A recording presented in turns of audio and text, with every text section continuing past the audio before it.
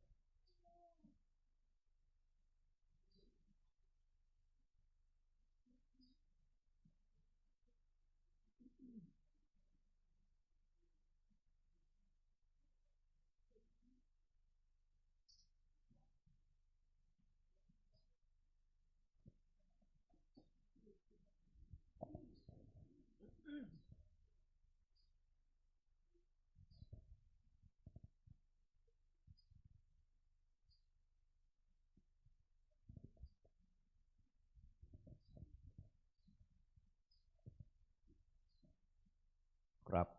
ต่อไปกราบพร้อมเดียวกันครับเนอกราบหนึ่งกราบสองกราบสาม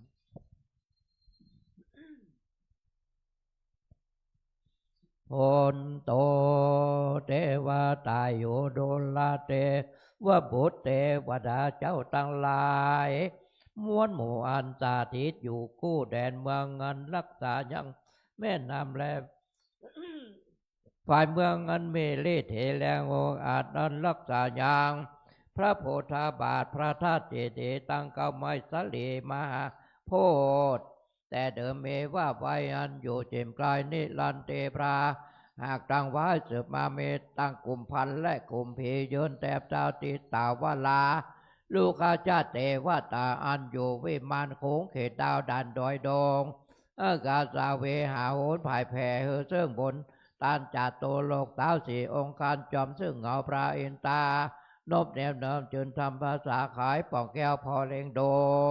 แผวรอดนาคนำลมจุบปูไปตามสายต่างนางนาทายแม่ทอลานีอันรักษาปัทเวยพื้นแผ่นกว้างแห่งพระสุธาขออังเจิญตั้นตั้งลายจูมาปาตาอนุโมตนาจมเจื้นเย้าถึงบนตาลแต้มมันลิเถโทนสาทานปราโคดมแฝงไฟเฝ้านิลันดอนผู้ขาขอยอกรนมนิ้วตังหวังเกี่ยวกับวันตาขออังเจิญท่านทั้งหลายจงมาผาตะอนุโมทนาจิมโมลาสดาผู้ขาทั้งหลายที่ได้มาทำบุญเนื้อตาในที่ข้ากาละวันนี้นั้นจงจักมีเที่ยงแต่เตเลโยสันเนเสโนวาลโพธิโมเลมาลังสาเสนังมหันติงวิจัยโยสัมโปติมากันเจงานันตานญาโนโยโลกุตตโมต่างปนามามีผู้ทางต่างปันนามามีธรรมังต่างปันนามามีสังฆังสาธุสาธุโอกาสาพันเตกาแด่พระเกียวเจ้าทั้งสามและพระปัญจาลตันนาพระเกียวเจ้ามาจำพวกอันสถิตสำราญอยู่วัดวาอารามสถานที่นี้เป็นต้นเป็นต้นเป็นเก่าเป็นประธานและสถิตสำราญอยู่จนปาตาวัดติงสาภกาโพมสวรรค์กัตเทวาโลกและอันสถิตสำราญอยู่วัดวาอารามอาสาติเตก็ดีก็ไม่มีวิเศษนั้นเป็นเอจามาเรือ ก็มาจับจอดรอเทิงยังมูลศรัทธาผู้ข้าตั้งหลายได้มาตั้งหลวงตั้งหลายเจ้าชื่อหันจูผู้จุคนก็ได้จมูกน้อยใจเย็นก็จริงได้ปาการมาสานนงคงควายตกแต่งแปลงพร้อมน้อมนำมายังตูปาบุปาราจาดวงดอกขาวตอกดอกไม้ไฟเทียนนั้นเป็นแล้วตานาพระทหารและน้ำสารตั้งหลายตั้งมวลผงนี้เพื่อว่าจักนำมาถวายปู่จางตาลแด่พระแก้วเจ้าทั้งสามและทั้งห้าพระองค์ว่าสนิทแต่เดเลพระขอพระแก้วเจ้าทั้งสามและทั้งห้าพระองค์จงเมตธรรมาเมตตาเอ็นโดขุนนาไหวนาปาติการรับจังสปาลามิสปู่จางแห่งมูลศรัทธาผู้ข้าตั้งหลายและเพื่อได้สมดังกรรมกรรมภาธนาแห่งมูลศรัทธาผู้ข้าตั้งหลายว่าสันนิแต่เดเลบุญญา104อันนี้นามีมากเมื่อมูลศรัทธาผู้ข้าตั้งหลายได้มาทำบุญเนื้อทานในถีกากาละวันนี้ก็ขอมาเป็นปัจจัยคำโจโอดหนุนยังมูลศรัทธาผู้ข้าตั้งหลายได้เอาตนตัวรอดพ้นเสียยังอันตรายทั้งหลายต่างๆนานาเป็นต้นว่าข้อปีข้อเดือนข้อวันข้อยามข้อเจ็บข้อใดพยาธิข้อโมโลกาทั้งหลายต่างๆนานาเพียที่โลกาข้ออันใดที่ได้มาปรากฏบังเกิดกับตนตัวให้มูลศรัทธาผู้ข้าตั้งหลายแล้วก็ขอได้ละเงากับหายไปในที่ค้ากาละวันนี้ขออันใดที่ยังบ่ได้มาปรากฏบังเกิดกับตนตัวแห่งมูลศรัทธาผู้ข้าตั้งหลายก็จะได้มาปรากฏบังเกิดแห่งสังยังแห่งสัพพะการแห่งสัมปอสองตั้งแต่มโหตลายามนี้ไปปนาขอให้มูลศรัทธาผู้ข้าตั้งหลายจงจำเริญไปโดยอายุปีอายุเดือนอายุวันอายุยามอายุวันนะสุขภาละประกอบไปโดยจุกปีจุกเดือนจุกวันจุกยามไปใจขอให้ได้เอาตนตัวตั้งไว้อยู่กำจุยังวันละพุทธศาสนาขององค์พระสัมมาสัมพุทธเจ้าและองค์พระมหาจินาถาเจ้าไปจนเชียงจีลการเย็นยาวนานนักนั้นจงจักมีแจ้งแต่ดิลีตังโนอาคิตุปาบุภาลาจาตานังสาโทตานาพิกาตานังอุตตะกังตานังอภิจาอาสาธาลานะสัพพโลกิญะโลกุตลามัคคาภลานิปานาปัจจโยโอตุโนเนจัง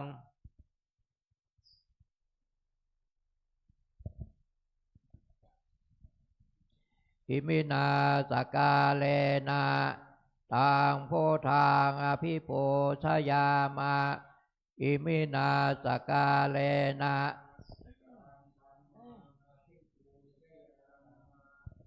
มินาสกาเลนะ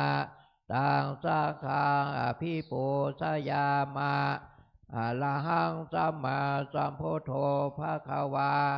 พุทธังภควันตังอภิวาเทมิสวากขาโตภควตาธัมโมธัมมังนามัสสามิสุปฏิปันโนภควโตนามามิหันธมยังพุทธัสสะภควโตบุพพภคดามะกาลังกะโลมาเส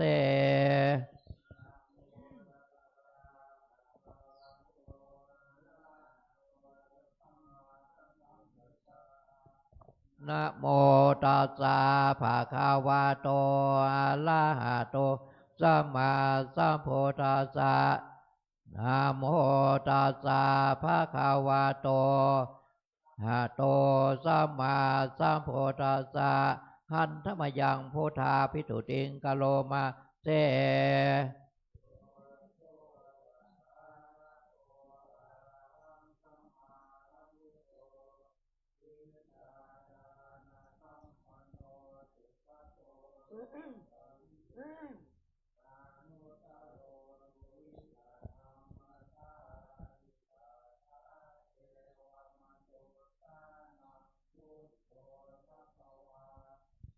โย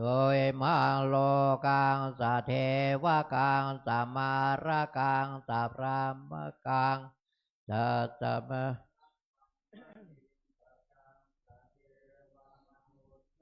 สยังอภิญญาสติกตวะปะเว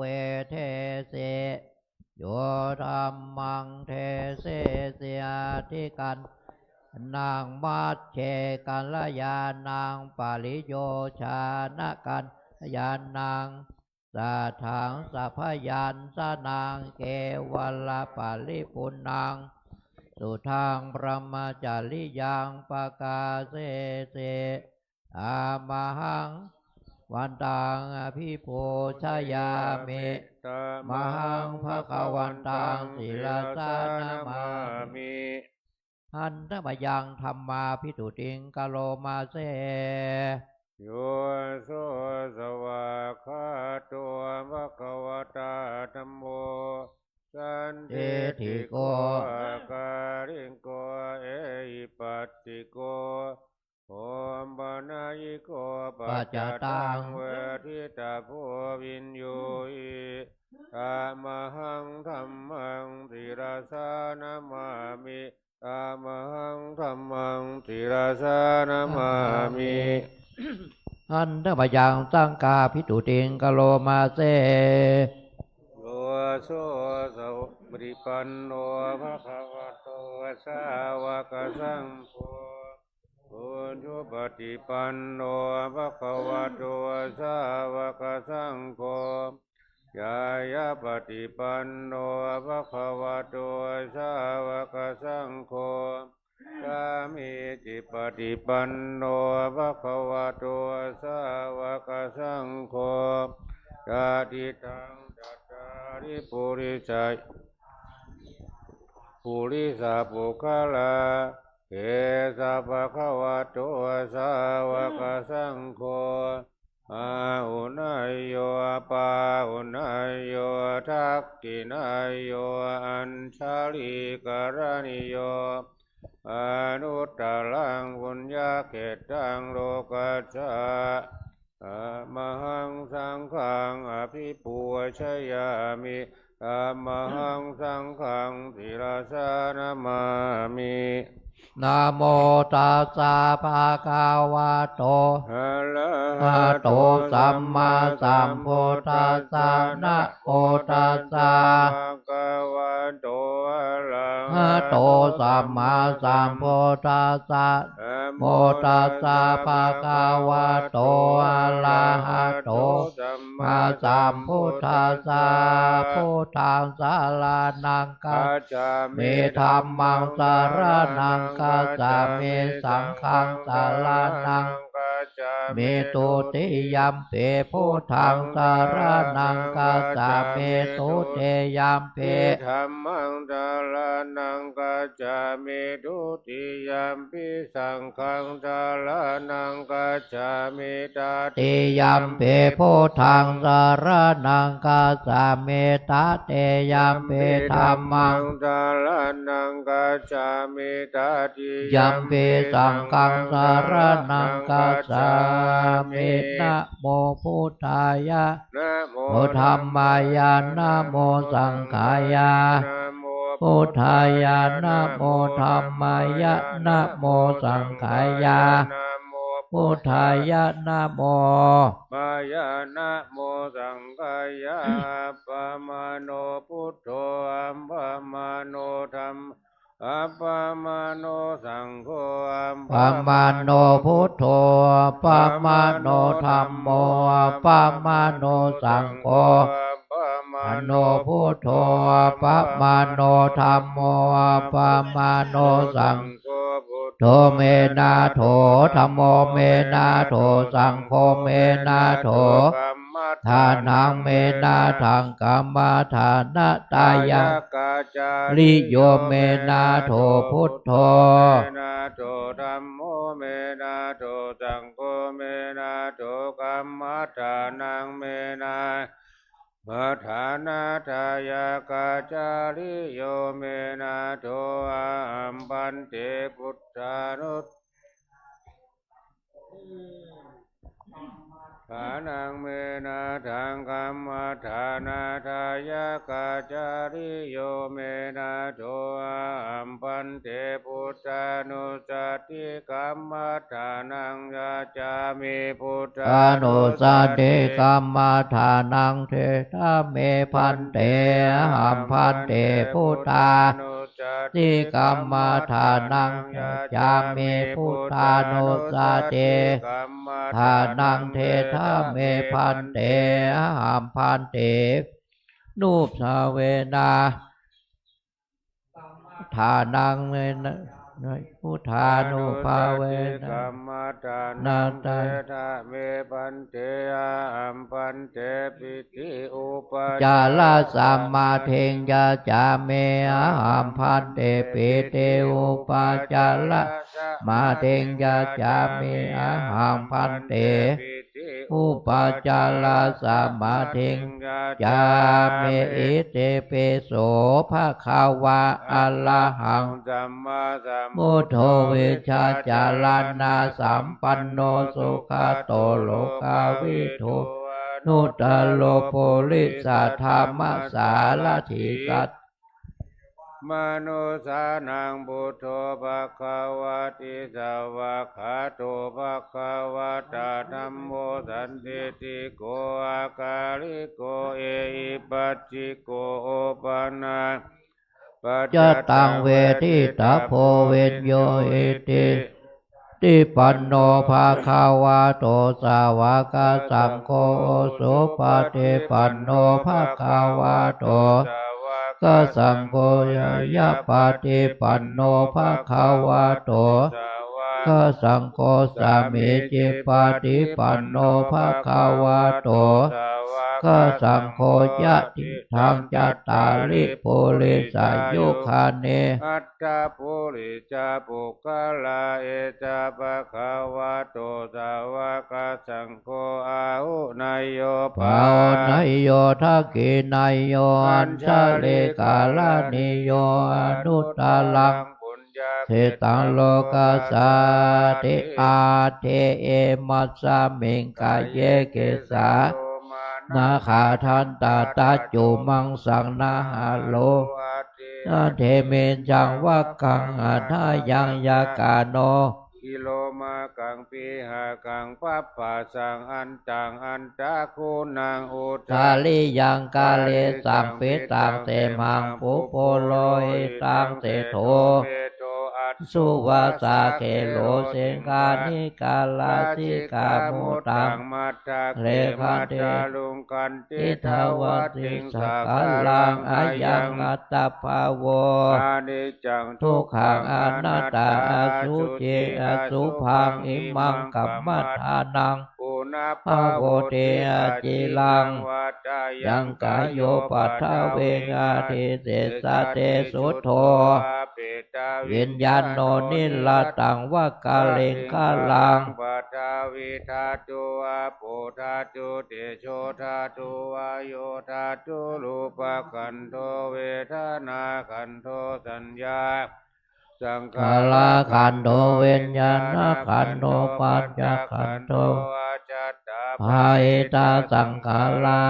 นิจจาทุกขาอนัตตาวิปาลินาธัมมา นิจจวัต ตาสังขาราอุปาทาวายะธรรมิโน จิตวานิโลชันเตเตสัง ปัสสัมโมสุโขนัมมะรูปัง อานิจจังกายเทนานิจจังวัฏานิพพานังนามารูปังทุกขังอายตเทนะทุกขังวะ พานัง นามารูปังอนัตตาอาสาลากาเทนะ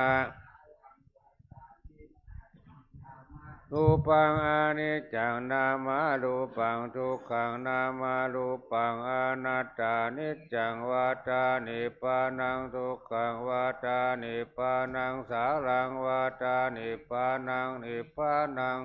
ละมังสุขัง สาธุตานะปาลาเมสัมปันโนตานะปาลาเมสัมปันโนตานะปาลามาธาปาลาเมสัมปันโนมาเตกาโลนาโมทิตา อุเปกขาปาลามิสัมปันโนอิติปิโสภะคะวะศีลาปาลามิสัมปันโนศีลาอุ ปะปาลาเมสัมปันโนศีลาปาลามาตาปาลาเมสัมปันโน เมตตาไมต เต รี กาโลนาโมทิตาอุเบกขาปาลาเมสัมปันโนปิโสภาคาวาลาเมสัมปันโนเนคัมมาอุปปาลาเมสัมปันโนเนคัมมาบาลามัตตาปาลามิสัมปันโนเมตตาไมตรีกรุณามุทิตาอุเบกขาปาลาเมสัมปันโนอิติปิโสภะคะวาเอลิญปัญญาปาลาเมสัมปันโนปัญญาอุปปาลาเมปัญญาปาลามาตาปาลาเมสัมปันโนเมตตามุทิตาอุเบกขาปาลามิสัมปันโนอิติปิโสภะคะวาเวเลญาปาลาเมสัมปันโนเวเลญาปาลาเมสัมปันโนเวเลญาปาลามาตาปาลาเมสัมปันโนไมเตกาโลนามุทิตาอุเบกขาเมสัมปันโนอิติปิโสภะคะวาลาเมสัมปันโนขันเตอุปปาลาเมสัมปันโนขันเตปาลามิสัมปันโนเมตตาไมตรีกรุณามุทิตาอุเบกขาปาลามิสัมปัน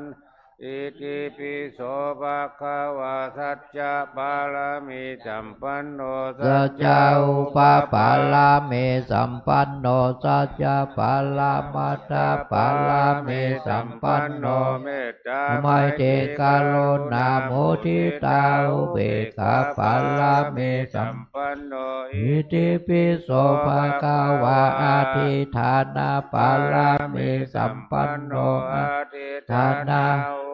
ปาลามิสัมปันโนอาทิฐานาปาลามัตตาปาลามิสัมอิติปิกรุณามุทิตา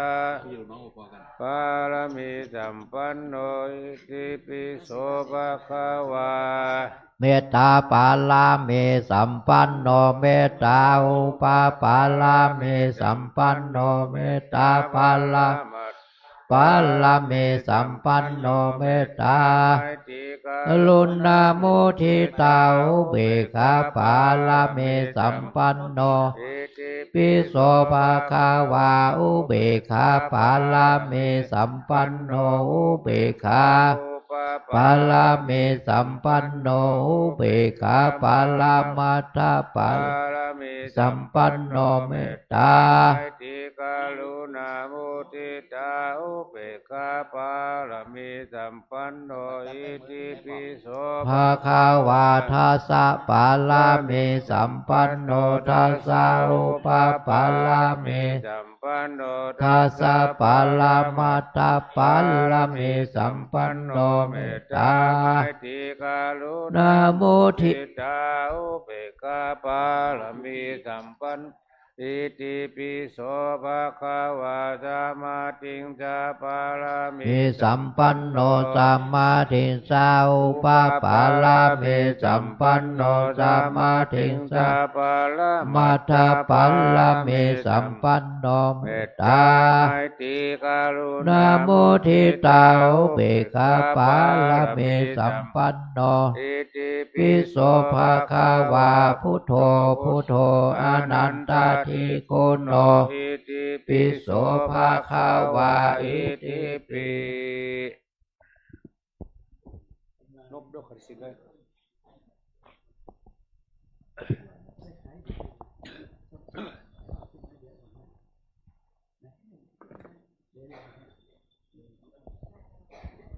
ครับทุกคนทุกท่านปนมมือมือ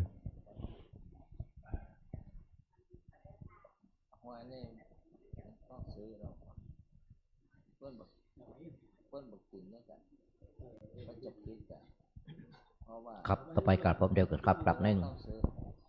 กราบสองกราบสามอิเมนาสกาเลนะตังโพทางอภิปูชยามะมินาสกาเลนะ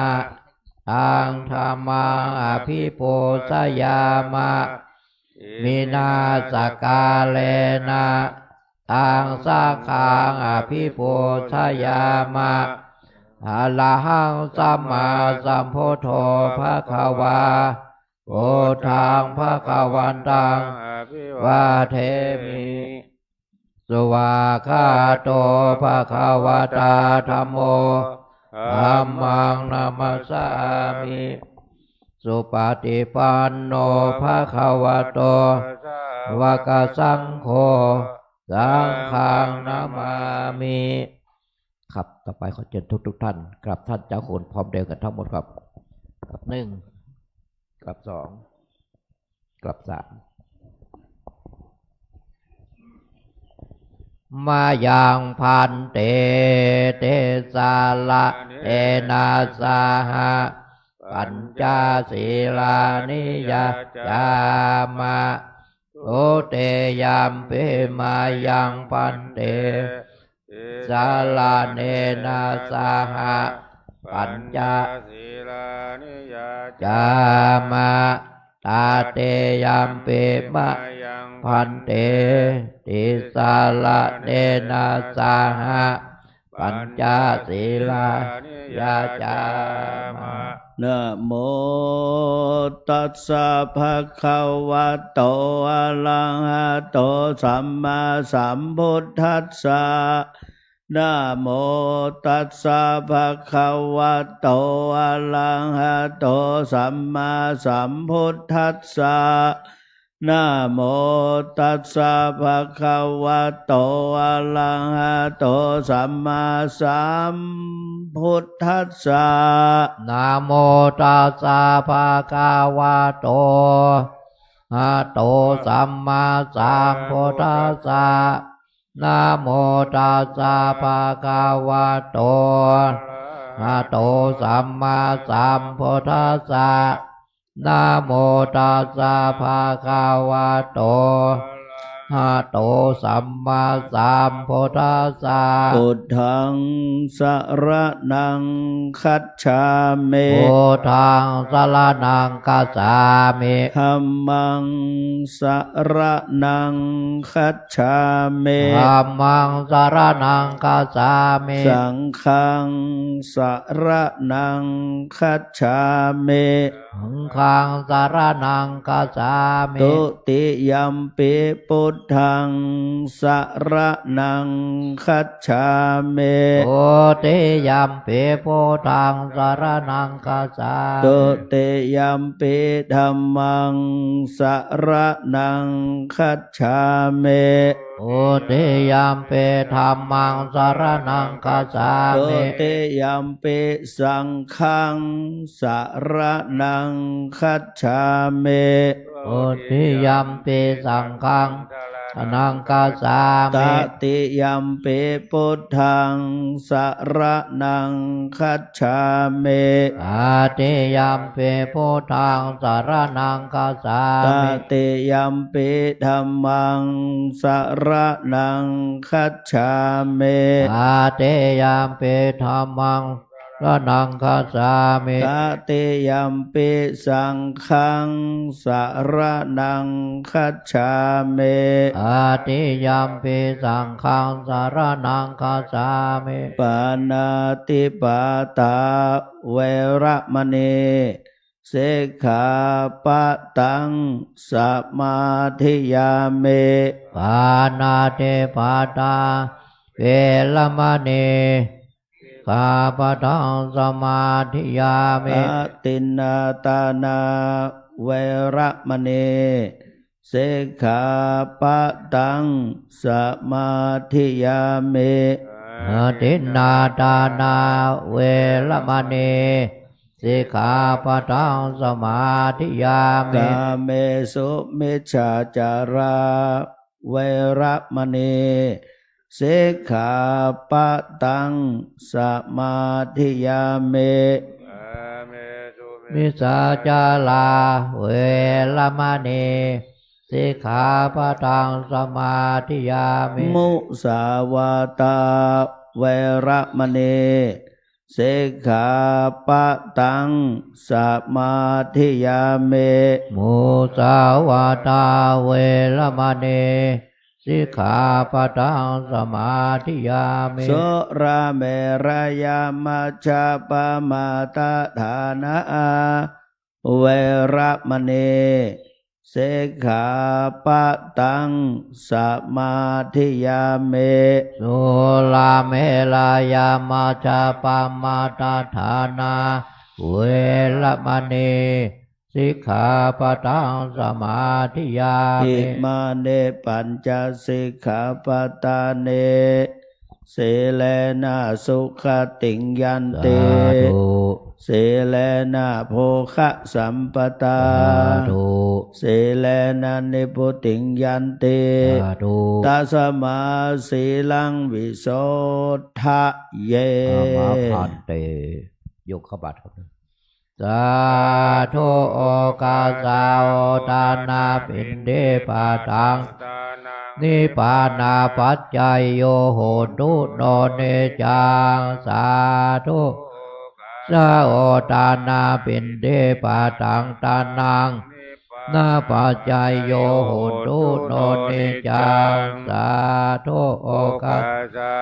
ตานาปินเดปาตังตานังนิพพานาโยโหตุโนเนจัง สำหรับเจ้าวันนี้ขอนิมนต์ท่านเจ้าคุณอมรเวที ผู้ช่วยเจ้าวาดพระลำหลวงได้ขึ้นแสดงพระธรรมเทศนาขอนิมนต์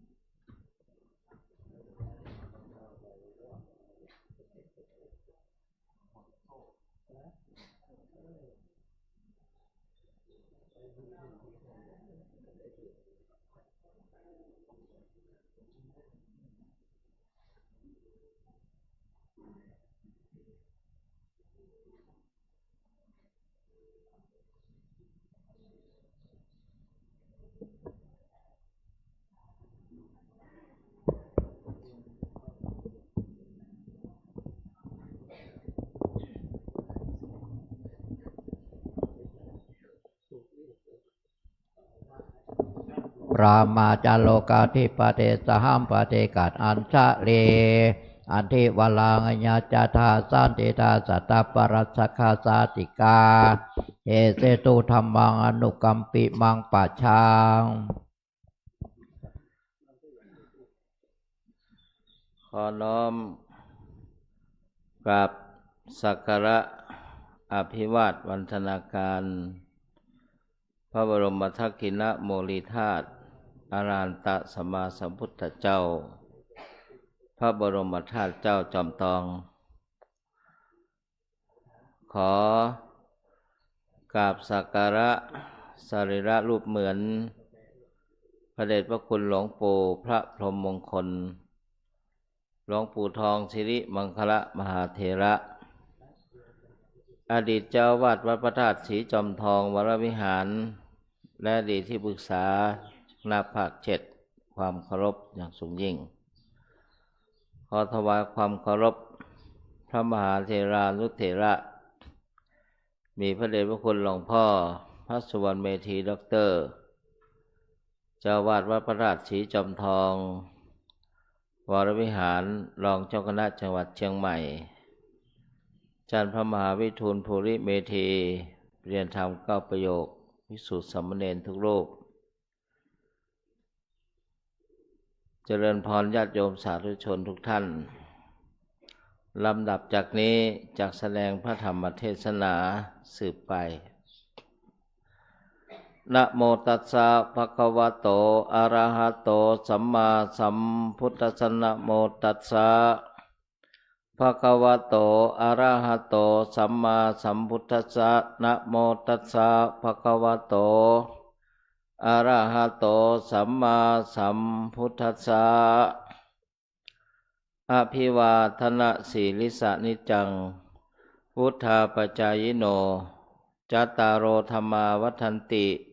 อายุวันโนสุขังพลันติวรธรรมิกถาณโอกาสบัดนี้จะรับประทานแสดงพระธรรมเทศนาพรรณนาศาสนธรรมคำสอนขององค์สมเด็จพระชินวรสัมมาสัมพุทธเจ้าว่าด้วยคุณธรรมมีต้นว่าอภิวาทนะกถาว่าด้วยการกราบเคารพนบนอบกราบไหว้เป็นต้นเนื่องในวันธรรมสวนะวันพระแรม14 ค่ำเดือน7เหนือ5ใต้ในวันนี้จะใช้เวลาในการแสดงพระธรรมเทศนาในภาคเช้าวันนี้พอสมควรแก่เวลากราบอาราธนามือลงศรัทธาญาติโยมนั่งตามสบายวันนี้ก็เป็นวันธรรมสวนะวันพระวันหนึ่งเนื่องในวันมหาสงกรานต์ปีใหม่เมืองซึ่งในทางจันทรคติปีนี้มันตกปีมะเมียปีม้าธาตุไฟแล้วก็สุริยคติปกติสุรทินเป็นปีอธิกมาศเดือน12เตื้อ82หนในปีนี้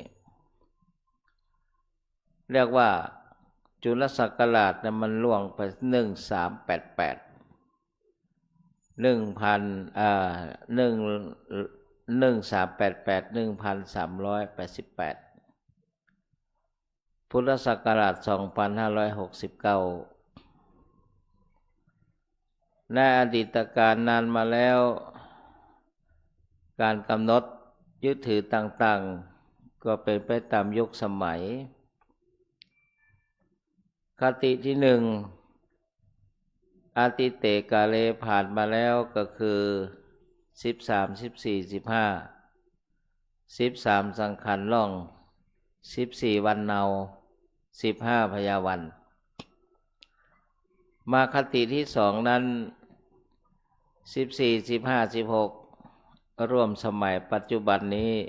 ตามปฏิทินหรือว่าปักกตืนหนหลวงกำหนดเอาวันที่14นี้เป็นวันมหาสงกรานต์แล้วก็15 16วันนี้วันที่16เมษายน2569เรียกว่าศักราชเรียกว่าถลิงศกใหม่นี่ดวงอาทิตย์จะเคลื่อนประมาณ 14 นาฬิกาปลายบ่าย2ไปวันนี้ถือกันว่าถลิงศกใหม่อย่างไรก็ตามในทางพระพุทธศาสนานั้นประเพณีต่างๆที่กำเนิดเกิดขึ้นมานั้นเท่าที่สังเกตดูมันมา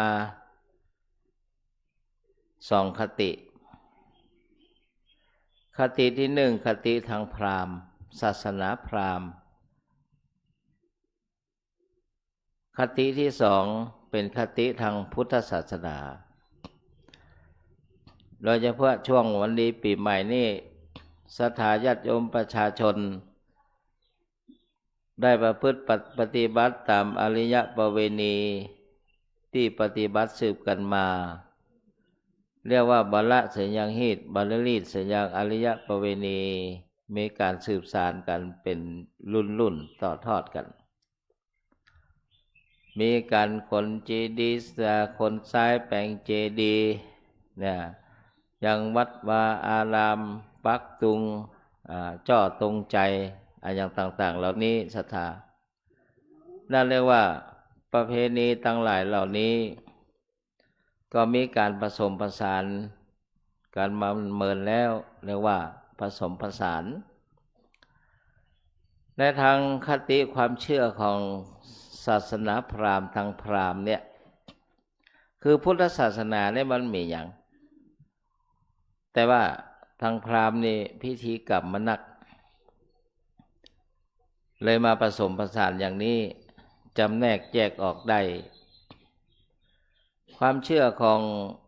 พราหมณ์นั้นเชื่อกันว่ากบิลพรหมกำเนิดขึ้นมาเนี่ยในวันสงกรานต์นี้ก็คือการมีการเรียกว่าตายปัญหาโดยที่เขาวุกุมารกับกบิลพรหมผู้เป็นใหญ่มันก็ถามปัญหากันว่าเมื่อเจ้าที่เขาวุกุมารนี่ออกปัญหาหรอเมื่อเจ้าเมื่อตอนแมลงราศีอยู่ที่ไหนนี่ราศีอยู่ที่ไหนถ้าตอบมาได้ภายใน7 วันนี้มีโทษแต่ว่าที่คาวุกุมารเนี่ยมันตอบได้หรอเมื่อเจ้าราศีของคนเฮานั้นมันอยู่ที่ใบหน้าคนมันต้องล้างหน้าล้างตาอาบน้ำอาบท่าและช่วงกลางวันเมื่อตอนนั้นราศีอยู่ที่อกคนตั้งหลายนิยมเอาน้ำพระพรหมสรีระตั้งอกตัวเก่าเพื่อเกิดความชุ่มเย็นอกเย็นใจและตอนแมลงจากนั้นไปราศีก็อยู่ที่เท้าอยู่ที่แข้งที่ขาคนจึงชำระล้างเท้าล้างอย่างต่างๆเหล่านี้เมื่อทีฆาวุกุมารตอบได้กบิลพรหมซึ่งเอาศีรษะเป็นประกันศรัทธาจำเป็นแหละก็เลยจำเป็นต้องตัดศีรษะมันก็เต้าประหารชีวิตแต่ว่ากบิลพรหมนั้นมีศักดิ์ใหญ่เพิ่งก็สั่งลูกสั่งเต้าสั่งธิดาว่าจะไปฮื้อเสียนของพ่อตกมหาสมุทรพอน้ำจะเหือดแห้งเมื่อไปที่อื่นเดี๋ยวเกิดไฟไหม้บาลัยกันนี่ก็เลยจำเป็นต้องเอาพานมารองรับโดยเฉพาะปีนี้ 2569 นางสงกรานต์เรียกว่ารักสดเทวีรักสดทีวีอ่านเองก็ได้มันเป็นบาลีสันสกฤตภาษาบาลีเนี่ยเป็นรักขโสรักขสีแปลว่ายักษ์หรือยักษินีหรือผีเสื้อน้ำนะสถารักสดนี่มันไม่ใช่หักไม้หักตอกกันอย่างนะบาลีว่ารักขโสรักขสีแปลว่านางยักษ์นะยักษ์หรือยักษินีหรือผีเสื้อน้ำนั่นแหละเมื่อเป็นอย่างนั้นปีนี้รักสดทีวี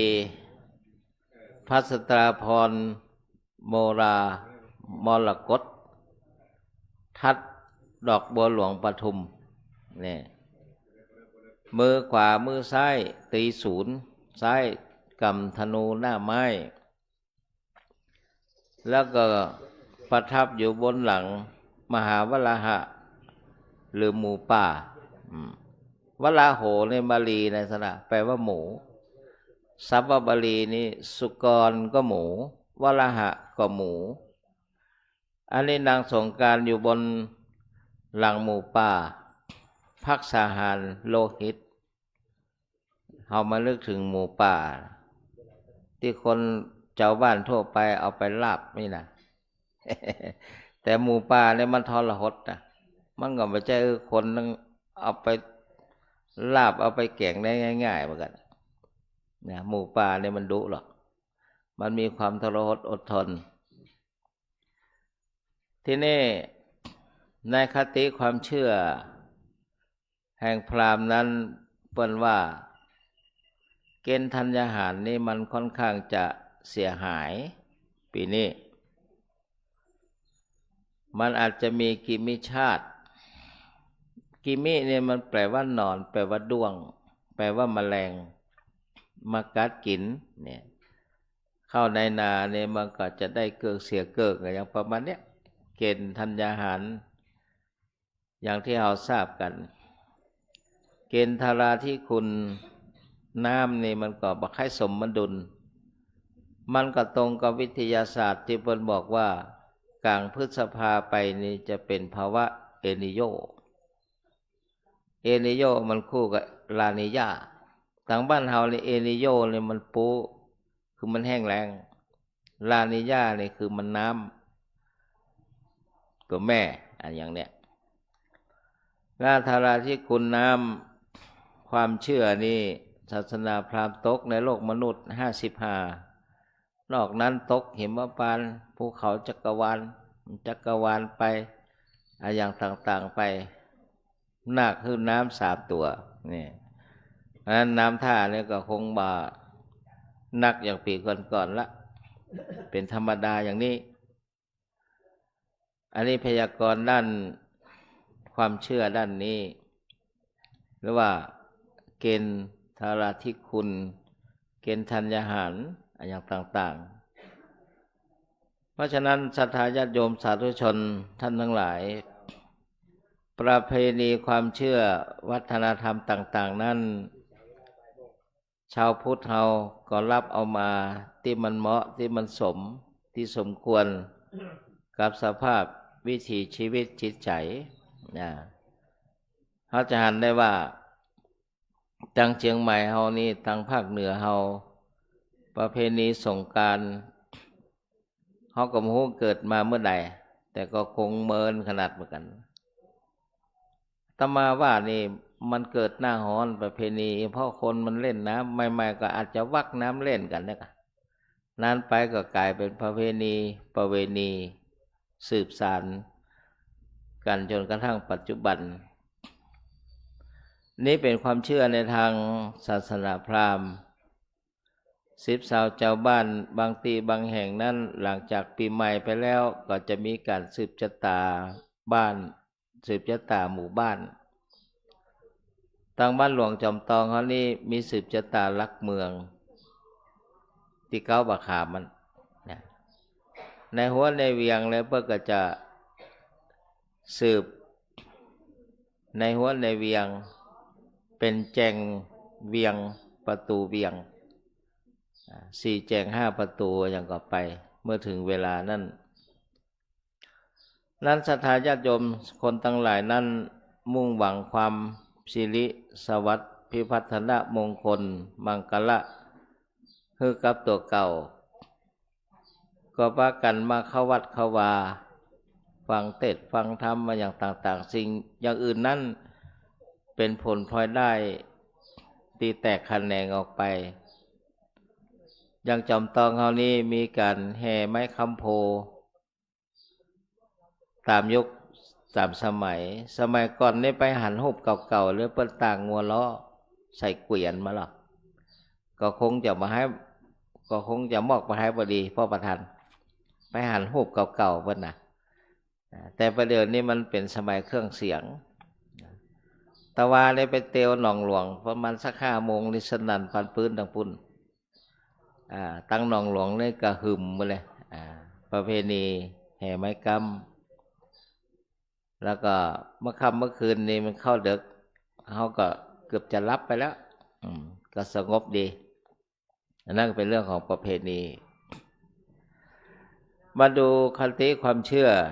ในทางพระพุทธศาสนาที่มันแฝงอยู่ในประเพณีปีใหม่นี่ลูกเต้าเหล่าหลานส่วนใหญ่แล้วอยู่ณแห่งหนตำบลใดที่ใดที่หนึ่งก็ได้มีโอกาสมาสุมาคารวะรดน้ำดำหัวคนเฒ่าคนแก่พ่อแม่ผู้มีพระคุณอันนี้ในฝ่ายเจ้าบ้านซึ่งมันมีคติธรรมแฝงอยู่ในนั้น องค์สมเด็จพระสัมมาสัมพุทธเจ้าเปิ้นได้ตรัสถึงคุณธรรมประการหนึ่งที่สำคัญตั้งต้นว่าอภิวาทนะสีลิสานิจังวุธาปจายโนจตารโอธรรมาวัฏันติอายุวโนสุขังพลังบทนี้เป็นคาถาของพระปัจเจกพุทธเจ้าทั้งสัพพิติโยเนี่ยแต่องค์สมเด็จพระสัมมาสัมพุทธเจ้าเปิ้นได้ตรัสสามทับในหัวข้อธรรมในธรรมะที่เปิ้นแสดงว่าคนทั้งหลายนั้นมันมีเหตุมีปัจจัยที่ทำให้เป็นผู้ที่มีอายุมั่นขวัญยืนเพราะว่าคุณธรรมอย่างหนึ่งคืออภิวาทนะอภิวาทนะการเคารพกราบไหว้คือความเคารพต่อผู้มีคุณธรรมต่อผู้อาวุโสประจำตระกูลหรือว่าในองค์กรนั้นๆในฝ่ายพระเจ้าพระสงฆ์นั้นมีครูบาอาจารย์พระอุปัชฌาย์ครูบาอาจารย์พระมหาเถระผู้มีพรรษายุการแก่กว่าผู้อ่อนก็แสดงความเคารพแสดงความอ่อนน้อมต่อผู้มีอายุเหล่านั้นอย่างตาวาเนี่ยพระเดชพระคุณหลวงพ่อพร้อมด้วยภิกษุสามเณรเขาก็ไปคารวะหลวงปู่ตามฮีตหอยที่เคยประพฤติปฏิบัติกันมาในปีนี้ก็ตาวาวันที่15ไปคารวะหลวงปู่ตะคืนนี้แล้วก็รวดคารวะพระเดชพระคุณหลวงพ่อตัวนี่ก็มาดูถึงว่าอภิวาทนะการกราบไหว้ผู้เจริญวัยผู้อาวุโส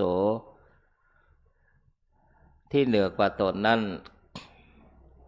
พระสัมมาสัมพุทธเจ้าตรัสบอกว่าเป็นเหตุทำให้คนสัตว์ทั้งหลายนี้เจริญด้วยธรรม4ประการคืออายุจะเป็นผู้ที่มีอายุมั่นขวัญยืนวรรณะจะเป็นผู้ที่มีผิวพรรณสง่าราศีดีสุขะจะเป็นผู้มีความสุขกายสุขใจพละมีสุขภาพพลานามัยแข็งแรงนี่ทำ4ประการนี่เวลาทุกเจ้าปั่นปอนในลงด้วยอายุวันโนสุขังพลังเกือบทุกครั้งคืออายุวันนะสุขะพละอย่างนี้มูลเหตุที่องค์สมเด็จพระสัมมาสัมพุทธเจ้าเปิ้นตรัสเรื่องนี้ก็ปรากฏอยู่ในอรรถกถาในพระไตรปิฎก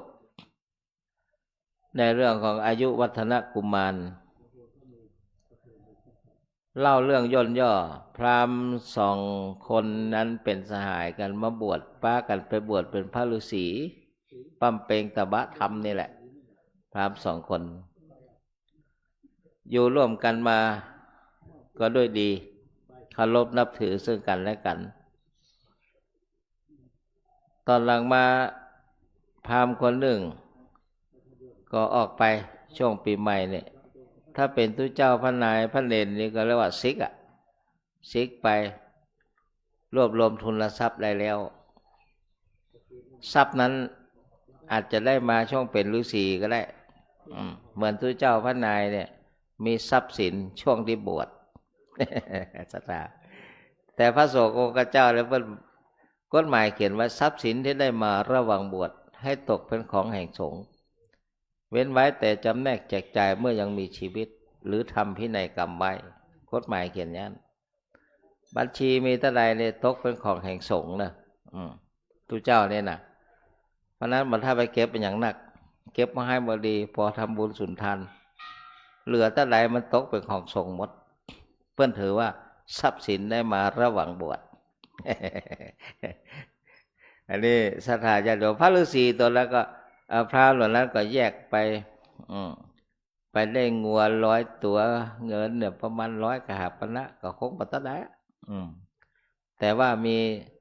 สังหาริมทรัพย์คืองัวแล้วก็ไปได้ภรรยาได้ลูกมาคนหนึ่งเมื่อมันใหญ่แล้วหายบดีก็ประมาณ7 ขวบปาไปเยี่ยมคล้ายๆไปเยี่ยมหลวงลุงหลวงตานี่แหละ ซึ่งเป็นพราหมณ์บวชอยู่มาไหว้แล้วก็บอกอายุยืนเด้อสองสามีภรรยาซึ่งจะเป็นเพื่อนก็ฮื้อปอนอายุยืนเด้อบักกองเอาตัวน้อยไปฮื้อตาพราหมณ์ฤาษีนี่ก็เฉยหมู่บ้านได้เจ้าหมู่ก็สงสัยว่าทำไมบ่ฮื้อปอนอำนวยพรปรากฏว่าตัวน้อยนี่จะอยู่บ่เกิน7 วันลูกของพราหมณ์เจ้าหมู่นี่น่ะก็ถามว่าจะแก้อย่างไรเปิ้นบอกว่าหลวงตาแก้บ่ได้มีผู้เดียวเลยที่จะแก้ได้คือคำตอบคือพระสมณโคดมคือพระพุทธเจ้านั่นก็ไปหาพระพุทธเจ้าซึ่งประทับอยู่ที่ณสมัยนั้นทีฆะลัมภกวิหารพระพุทธเจ้าไปอยู่หั่นเมื่อไปกราบพระพุทธเจ้าแล้วพระพุทธเจ้าก็คือพรตามนั้นแล้วก็ตัดอย่างนั้นเมื่อกราบตัวน้อยพระพุทธเจ้าไปเฉยละตุนฮีสงบนิ่งพระพุทธเจ้าเพื่อนสงบนิ่งบอกว่าอย่างถ้าพราหมณ์ก็สงสัยก็ถามพระพุทธเจ้าว่าจะแย่งใดเพราะพราหมณ์เนี่ยเป็นปุถุชนล่ะนั่นเป็นพระสัมมาสัมพุทธเจ้าผู้มีพระสัพพัญญุตญาณในอัตถกถาบอกว่าถ้าพราหมณ์ต้องคือสาวกของตถาคตนี่ในเนื้อหาแล้วนะต้องทำพระปริตรสวดมนต์เอามา8 หรือ 16 ตนเนี่ยทำปริตรถ้าพราหมณ์ทำปริตรอย่างนั้นแล้วอย่างต่างๆแล้วนี่ตามที่พระผู้มีพระภาคทรงแนะอย่างนั้นแล้วปรากฏว่าในการภายหน้านั้นละอ่อนน้อยคนนั้นพ้นจากความเสียชีวิตภายใน7 วันเพราะอานุภาพอย่างนั้นอันนี้อาจจะเป็นที่มาของการสืบชะตาประเพณีล้านนาเฮาก็ได้อินทจาตาเทวจาตาพระมะจาตาอีนะอันนี้มันเป็นเรื่องของเหตุปัจจัยเรื่องบุญกุศลเข้ามาเกี่ยวข้องในบทสืบชะตาในศรัทธาญาติโยมเปิ้นอู้ถึงธรรมะล่ะถ้าเป็นต่อกาลมาลิตังมันมีธรรมะอยู่นั้นเปิ้นบอกว่าสืบชะตาเนี่ยเป็นอุบายให้ทำบุญแต่เป็นข้อแม้เหมือนกันนะถ้าเป็นต่อกาลมาลิตังเว้นไว้แม้ถึงการแก่มรณะภัยก็ช่วยมาได้บุญกรรมภัยมันตามบาลีที่บทสืบชะตาเนี่ยตัดเสวะอนุภาเวนะนี่เมื่อเป็นอย่างนั้นแล้วเราย่นย่อปรากฏว่าละอ่อนน้อยคนนั้นชื่อว่าอายุวัฒนกุมารแปลว่ากุมารผู้เจริญด้วยอายุจนถึง100 ศาวจากที่จะอยู่7 วันนี่ขยายอาณาเขตแห่งอายุอานุภาพแห่งบุญกุศลนั้นไปจนถึง100 ศาวในตอนหลังนั้นพร้อมด้วยอุบาสก500เป็นหมู่เป็นจุมไปนั้นพระพุทธเจ้าทรงแสดงธรรมที่ขึ้นต้นเลยว่าอภิวาทนะสีริสานิจังอย่างนี้เป็นต้นว่า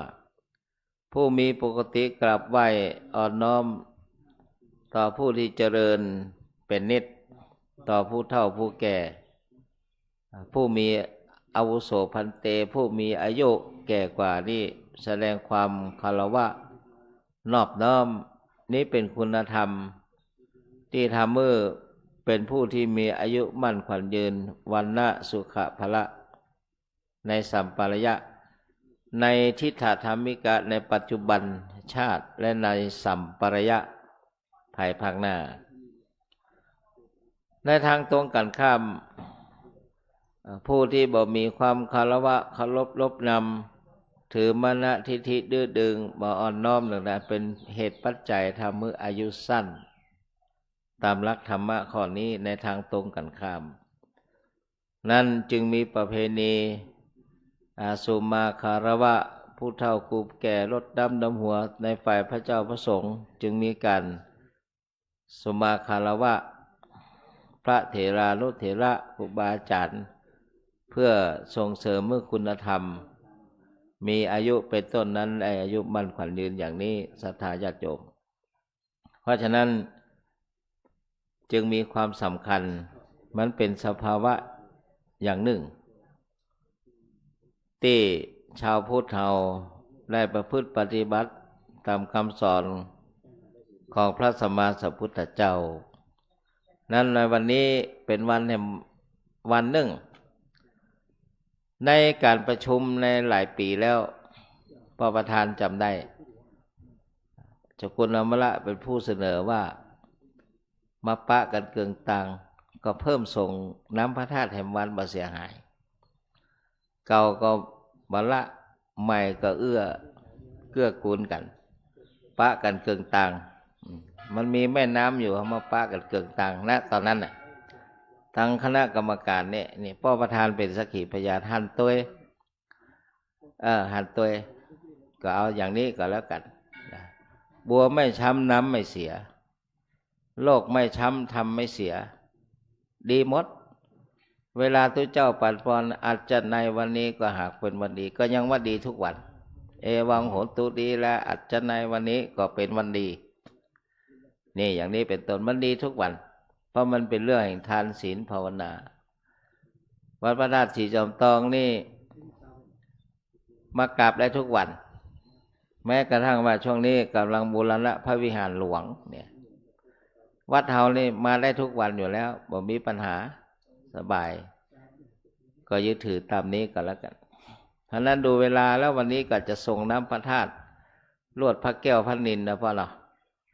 พระแก้วพระนิลพ่อกำนันเนาะพอสมควรแก่เวลาด้วยอนุภาพคุณพระศรีรัตนตรัยคือพระพุทธพระธรรมพระสงฆ์แก้วทั้งสาม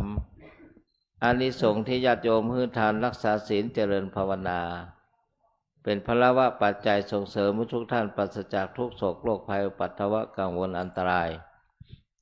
ประกอบไปด้วยธรรม4ประการคืออายุวันนะสุขะพละปฏิภาณธนสารสมบัติรับประทานแสดงพระธรรมเทศนาในภาคเช้าวันนี้พอสมควรแก่เวลาขอสมมุติยุติลงคงไว้แต่เพียงเท่านี้ เอวังก็มีด้วยประการฉนี้อันตมยังสาธุกลังกะโลมาเสสาธุสาธุสาธุนะโมตัสสะภะคะวะโตอะระหะโตสัมมาสัมพุทธัสสะนะโมตัสสะภะคะวะโตอะระหะโตสัมมาสัมพุทธัสสะนะโมตัสสะภะคะวะโตอะระหะโตสัมมาสัมพุทธัสสะอิติปิโสภะคะวะอะระหังสัมมาสัมพุทโธวิชชจลัตนะสัมปันโนสุขโตโลกเวโตอนุตตโรปุเรสธัมมัสสารติสัทธเทวมนุสสานาพุทโธภควติสวากขาโตธัมโมสันติเตโกอาคาเลโกเอเยปัสเสโกปันนาเยโกปัจจตังเวทิตาโพวิญโยหิเตสุปฏิปันโนภควโตสาวกสังโฆโชปฏิปันโนภควโตสาวกสังโฆยายาปฏิปันโนภควโตสาวกสังโฆสามิจิปฏิปันโนภควโตสาวกสังโฆยะติดายะตาเลโปเลสายโคเนอัตตโปเลสะภุคลาเอสะภควโตสาวกสังโฆอาหุนายโยทักขินายโยอัญชลิกาลเนโยอนุตตรปุญญเกตังโลกัสสาติมหากัลลุเนโกนาโทอิตายาสัพพะ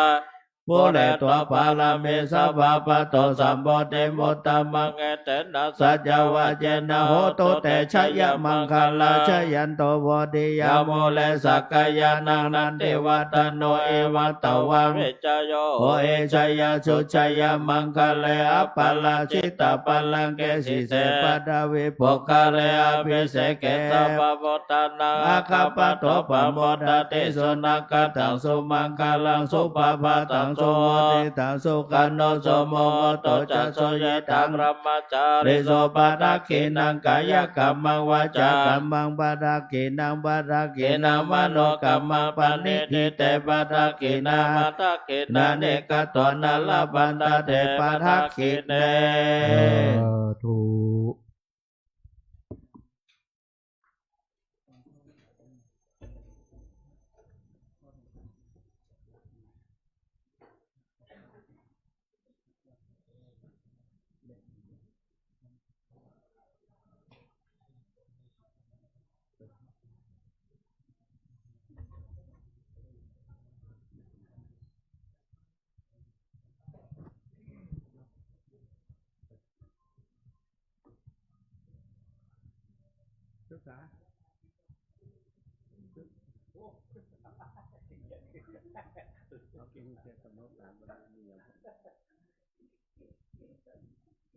ศึกษาเดี๋ยวเตรียมตัว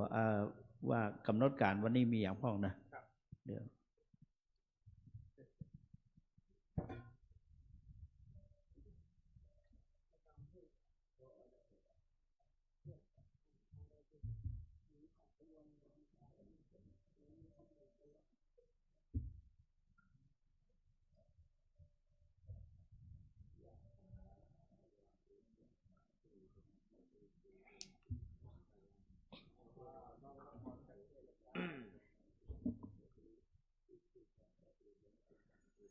ยะถาวาลิวหาปุราปาริปุเรนติสากะลังเอวเมวะอิโตทินังเปตานังอุปกปปติอิจิตังปฏิตังตุมหังคิปะเมวะสมิจจตุสัพเพปุเรนตุสังกปาจันโทปนะละโสยถามณิโชติละโสยถา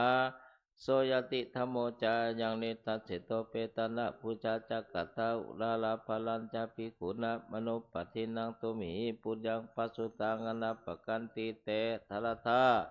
สุขิตาเวรุณหาพุทธศาสเนอโลกาสุขิตาโอทัสสะสพพิยาติปิสพพิติโยวิวัชชันตุสัพพะโลกวินาศตุมาเตภวัตวันตารโยสุขีทีขายุโกภวะอภิวาทนาสีลิสานิจังวุธาปจายโนจัตตารโอธรรมาวัฏันติอายุวันโนสุขังพะลา สาธุสาธุสาธุครับคณะสัตยาทั้งหลายช่วยกันยกกันเข้าบัตรมาถวายท่านพระคุณเจ้ากันเนอะ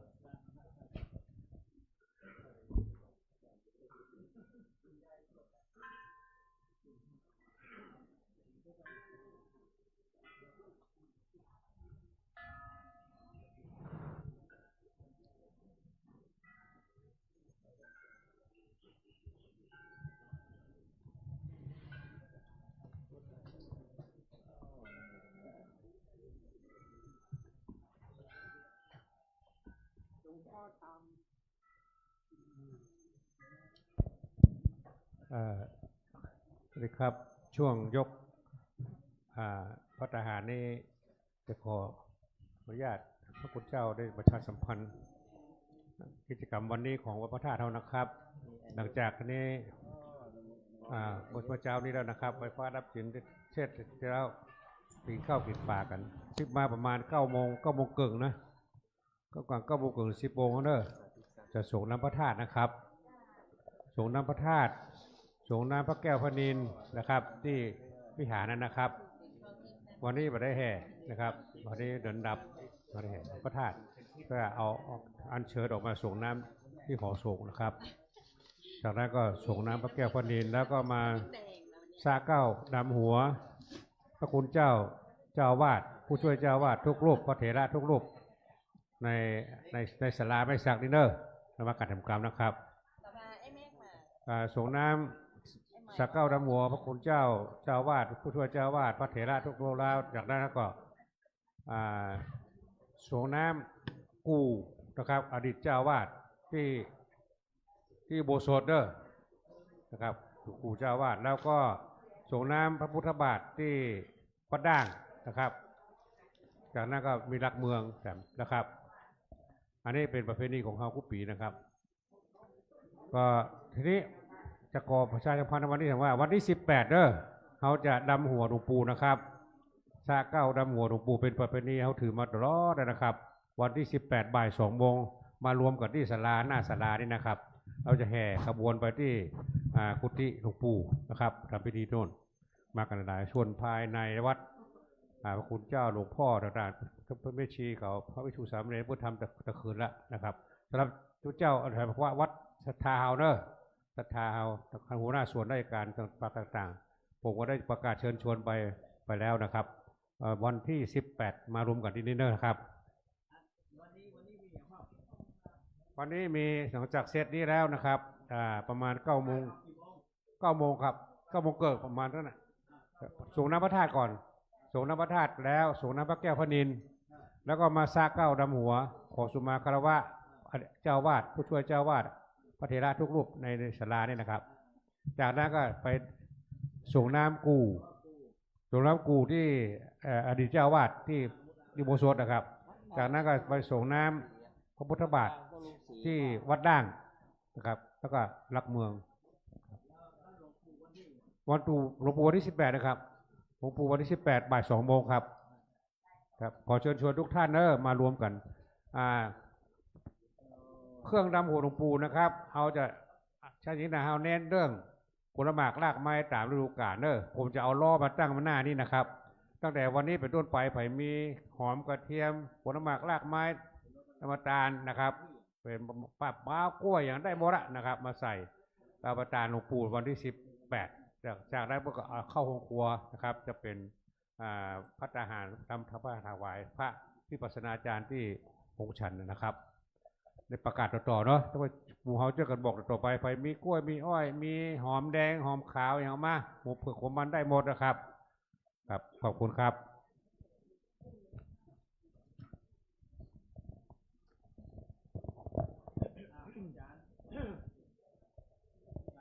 ครับต่อไปกล่าวคำถวายกันดื้อนะโมตัสสะภะคะวะโตอะระหะโตสัมมาสัมพุทธัสสะนะโมตัสสะภะคะวะโตอะระหะโตสัมมาสัมพุทธัสสะนะโมตัสสะภะคะวะโตอะระหะโตสัมมาสัมพุทธัสสะว่าผมเด็กครับเยมานิมายังพันเตภัตตานิสัปปาริวารานิภิกขุสังฆัสสะโอโนชยามะสาธุโนปันเตภิกขุสังโฆอิมานิภัตตานิสัปปาริวารานิปฏิคันหาตุอัมหากังอิคารตังอิตายะสุขายะข้าแต่พระสงฆ์ผู้เจริญข้าพระเจ้าทั้งหลายขอน้อมถวายภัตตาหารพร้อมทั้งบริวารทั้งหลายเหล่านี้แก่พระภิกษุสงฆ์ขอพระภิกษุสงฆ์จงรับภัตตาหารทั้งบริวารทั้งหลายเหล่านี้ของข้าพระเจ้าทั้งหลายเพื่อประโยชน์และความสุขความเจริญแก่ข้าพเจ้าทั้งหลายตลอดกาลนานเถิด สาธุ นิมนต์ท่านเจ้าคุณ ยักเคพันเตสังโฆปฏิชานาตุขอพระสงฆ์ทั้งปวงจงรับทราบบัดนี้ ได้มีทายกทายิกาผู้มีจิตศรัทธาน้อมมันนำมาถวายซึ่งภัตตาหารมาเป็นสังฆทานแด่พระภิกษุสงฆ์ในอาวาสนี้อันว่าสังฆทานนี้สมเด็จพระพุทธองค์ทรงมีพระบรมพุทธานุญาตให้แจกการตามบรรดาที่มาถึงฉะนั้นพระสงฆ์ทั้งปวงจะเห็นสมควรหรือไม่เห็นสมควรหากเห็นว่าไม่เป็นการสมควรและไซร้ก็ขอจงโปรดทักท้วงขึ้นในท่ามกลางระหว่างสงฆ์อย่าได้เกรงใจหากเห็นว่าเป็นการสมควรแล้วขอจงเป็นผู้นิ่งอยู่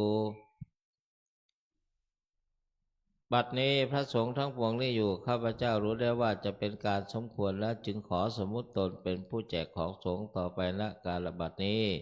นะโมตัสสะภะคะวะโตอะระหะโตสัมมาสัมพุทธัสสะนะโมตัสสะภะคะวะโตอะระหะโตสัมมาสัมพุทธัสสะนะโมตัสสะภะคะวะโตอะระหะโตสัมมาสัมพุทธัสสะอายังปัทมะภาโคมหาเถระสะปาปุนาติส่วนที่หนึ่งย่อมถึงแก่พระมหาเถระผู้อยู่เหนือข้าพเจ้า อวเสสาภาคาอมหากังปาปุนันติส่วนที่เหลือย่อมถึงแก่ข้าพเจ้าทั้งหลายคือพระเถระมัชฌิมะตลอดจนนวกะรูปสุดท้ายตลอดจนบรรดาสามเณรทั้งหลายคฤหัสถ์ญาติโยมบาศกบาสิกาไม่ใช่โยคีผู้ประพฤติวัดปฏิบัติธรรมทั้งหลายตลอดถึงดิรัจฉานทั้งหลายเตยถาสุขังปริพุนชันตุขอให้ท่านทั้งหลายเหล่านั้นจงบริโภคทำความสุขสบายเถิด สาธุ สังเกนารุจติสังเกนารุจติสังเกนารุจติ ต่อไปรับผ่อนเด้อยะถาวาริวะหาปุราปริปุเรนติสาครังเอวะเมวะอิโตทินังเปตานังอุปกปปติอิชิตังปฏิตังตุมหังคิปะเมวะสมิจฉตุสัพเพปุเรนตุสังกปาจันโทปนรโสยะถามะนิโชเตระโสยะถา สัพพิติโย เว วัชชันตุสัพพะโลกเวนัสตุมาเตภวัตวันตรายโยสุเข เท คายโยโกภวะ สัพเพ เพติโยเววัช จั ชั น น โต ตุสัพพะโลกเวนัสตุมาเต ภวัตวันตรายสุเขเจกายโยโกภวะสัพเพติโยเววัชชันตุสัพพะโลกเวนัสตุมาเตภวัตวันตรายโยสุเขเทคายโยโกภวะอภิวาทนาเสเลสเนจังวุฒาปัจจายโนจัตตารธรรมาทันเตอายุวันโนสุขังภาลัง โยวัต ทะโกธนวัตตะโกเสเรวัตตะโกยัสสวัตตะโก พัล ภวัตตะโกวันนาวัตตะโกสุขวัตตะโกโหตุสัพพทาโทคาโล ขพยาเวลาโส โสกาตุจุปัฏฐวาอเนกาอันตรายาเปเวนัสตุจเตชะสาสยเสเทตานังลาภังโสติภกยาสุขังพลังเสเรอา โยจาวันโน โนจะพอขาวเทจะยัสวาสตวาสา จะอายุจะเชวะเศษ เทภวันตุเตภวตุสัพพมังคลังลักขันตุสัพพเทวตาสัพพตุทานโนภาเวนัสตาโสเทภวันตุเตภวตุสัพพมังคลังลักขันตุสัพพเทวตาสัพพธรรมานุภา เวนัสตาโสเท เทภวันตุเตภวตุสัพพมังคลังลักขันตุสัพพเทวตาสัพพสังฆานุ ปา เวนัสตาโสติภาวันตุเต ยังสาธุกลังกโลมาเสสาธุสาธุสาธุ ครับต่อไปก็เชิญทุกท่านนั่งสมาธิเจริญภาวนาแผ่เมตตากุศลภูมิบุญท่านต่อไปครับ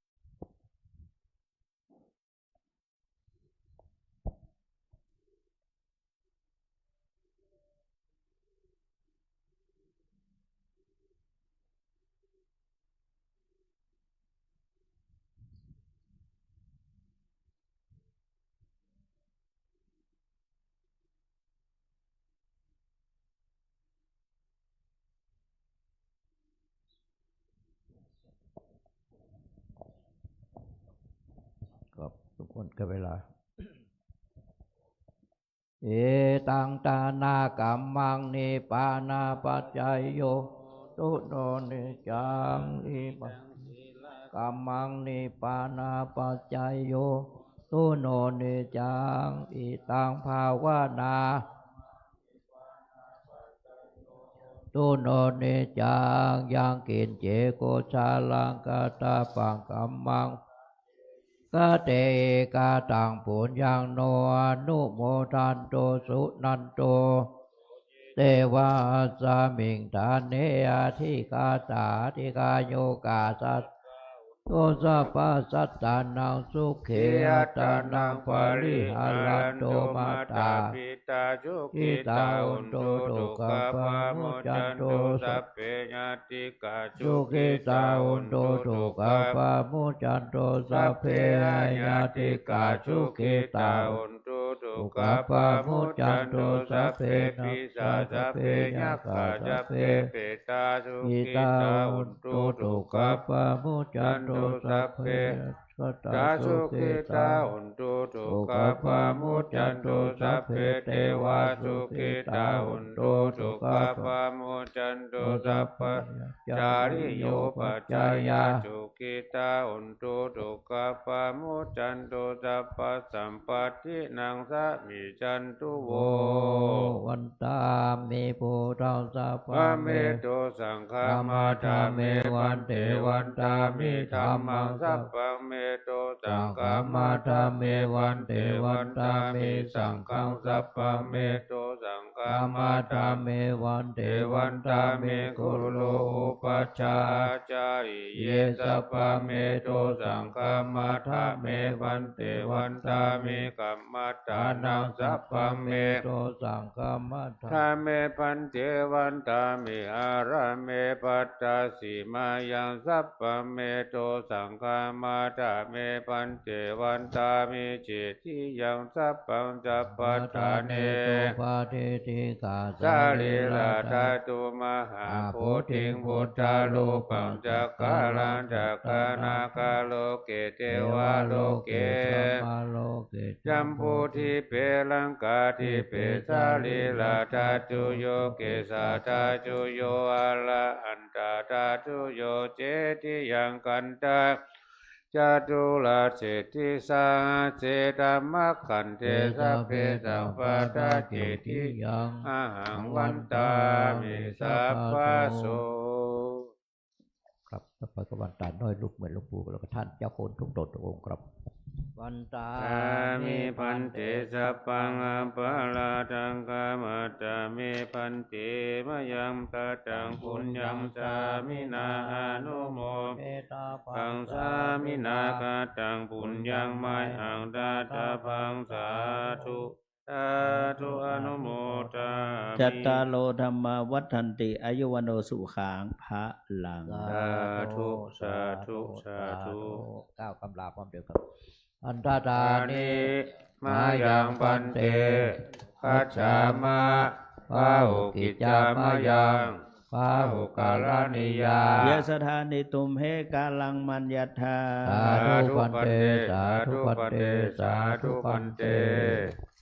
ก่อนครับสปิติโยวัสันตุสัพพะโลกโกวินัสตุมาเตภวะตนตรโยสุขิติกาโยโกภวะพิวาตนะสิริสนิจังวุฒาปัจจายโนจตารโลธรรมาวัฏันติอายุวันโนสุขังปะลา